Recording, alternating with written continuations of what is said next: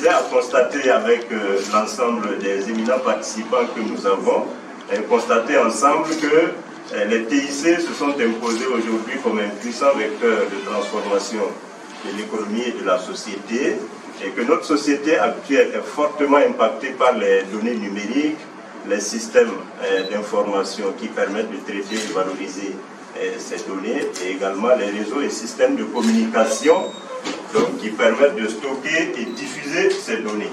Nous constatons également que l'hyperconnectivité touche pratiquement tous les pays de la planète et constitue de formidables opportunités de construire une croissance économique durable et surtout profitable à tous. Alors partant de là, il est aisé de déduire que l'économie numérique n'est pas limitée à un seul secteur d'activité, mais prend en compte l'ensemble des secteurs qui s'appuient sur les technologies de l'information et de la communication, les producteurs et les utilisateurs. Et c'est fort de ces constats que le gouvernement du Burkina Faso a entrepris d'élaborer des stratégies donc, permettant de tirer le meilleur profit du numérique et des postes.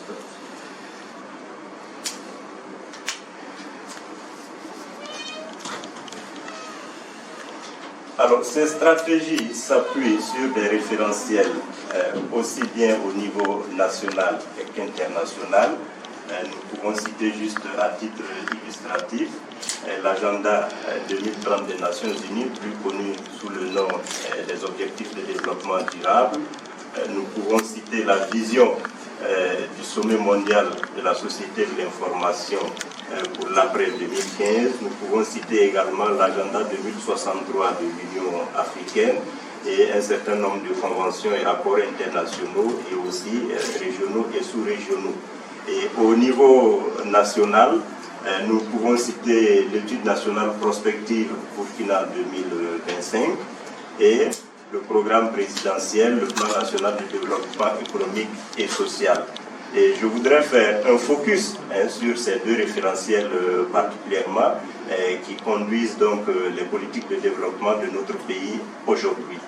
Alors dans le programme présidentiel, dans la troisième partie intitulée « Dynamiser les secteurs porteurs pour l'économie et les emplois », il est explicitement mentionné que le secteur de l'économie numérique et des postes est un secteur de soutien à la production.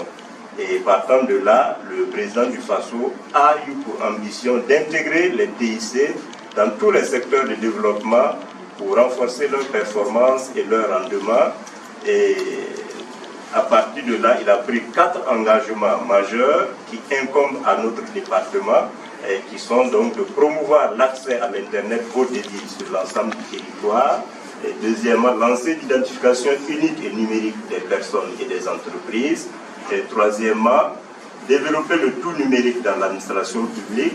Et enfin, quatrièmement, développer les TIC pour les services sociaux de base, et notamment au niveau de l'éducation, de la santé et aussi de la recherche, développement, innovation. Alors, ces engagements sont repris dans le plan national de développement économique et social qui constitue aujourd'hui le référentiel pour la planification du développement au Burkina Faso et particulièrement dans son axe 3 intitulé « Dynamiser les secteurs porteurs pour l'économie et les emplois ». Alors, dans cet axe, nous identifions clairement 2 objectifs stratégiques. Le 3.3, promouvoir le commerce et l'expansion des industries de services à forte valeur ajoutée et créatrices d'emplois décents.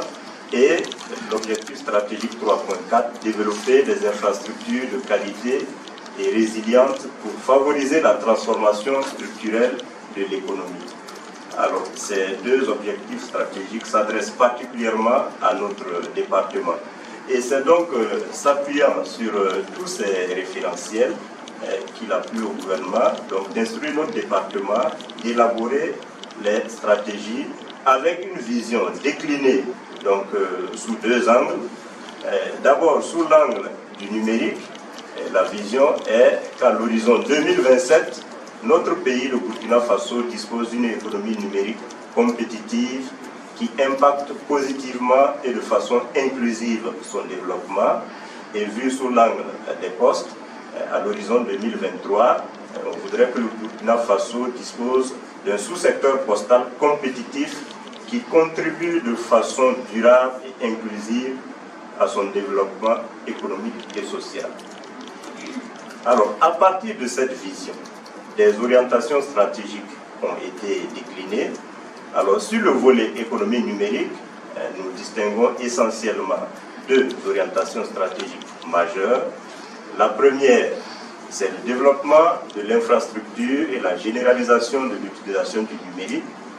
C'est-à-dire qu'il s'agit là de mettre en place une infrastructure large bande, performante et disponible à coût abordable sur l'ensemble du territoire et qui va constituer le socle de développement de l'économie numérique et ensuite intégrer les TIC dans tous les aspects de la vie économique, sociale et culturelle de notre pays.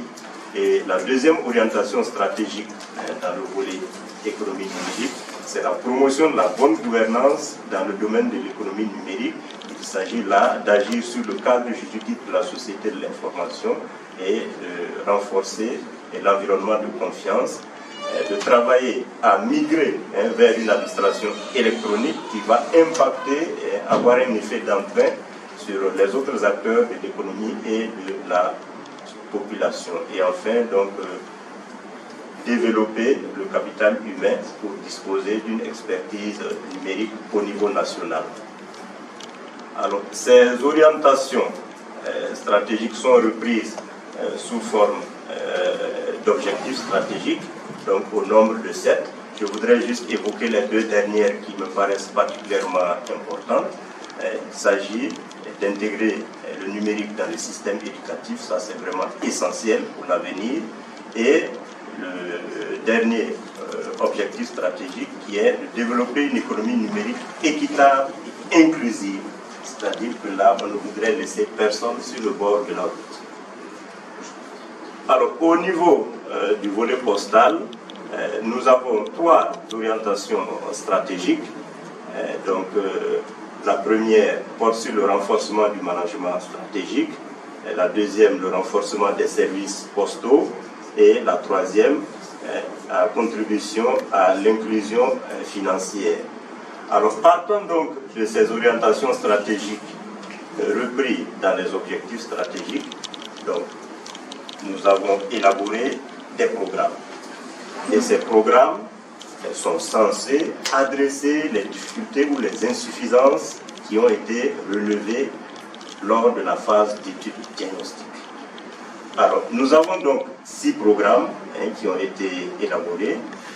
Le premier programme porte sur la gouvernance de la stratégie nationale de l'économie numérique. Le deuxième programme porte sur l'environnement de la confiance numérique. Le troisième adresse la question des infrastructures large bande. Le programme 4, quant à lui, donc, adresse la question de la transformation numérique de l'administration publique, des secteurs économiques et de la société burkinabé dans son ensemble. Quant au programme 5, il est orienté sur le capital humain, l'innovation et l'expertise numérique. Et enfin, le 6e et dernier programme porte sur le volet postal. Alors, pour mettre en œuvre ces stratégies, donc les dispositifs ont été mis en place. Alors, je ne vais pas m'attarder sur ces dispositifs. Il s'agit des dispositifs classiques, les instruments de mise en œuvre. C'est le plan d'action élaboré avec, partant de ce plan d'action, la tranche annuelle et puis le plan de communication. Des organes de gouvernance de ces stratégies ont également été mis en place. Donc, un comité de pilotage, donc, qui est l'organe d'orientation, un secrétariat technique qui agit sur l'opérationnel et un observatoire qui permet de mettre en interaction et en dialogue continu les acteurs de l'écosystème.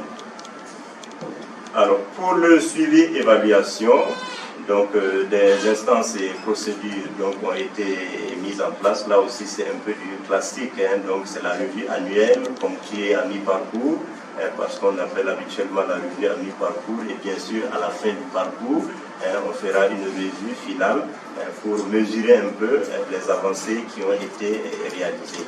Et bien sûr les outils qui sont utilisés pour cette revue, pour ce suivi et évaluation, c'est des outils classiques aussi. Il s'agit du cadre logique, du cadre de mesure de la performance avec les indicateurs qui ont été donc identifiés et la matrice de gestion des risques. Alors pour le financement de ces stratégies, trois acteurs clés donc, sont positionnés. Il s'agit bien entendu de l'État et de ses démembrements. L'État qui matérialise ici tout son engagement et toute son ambition.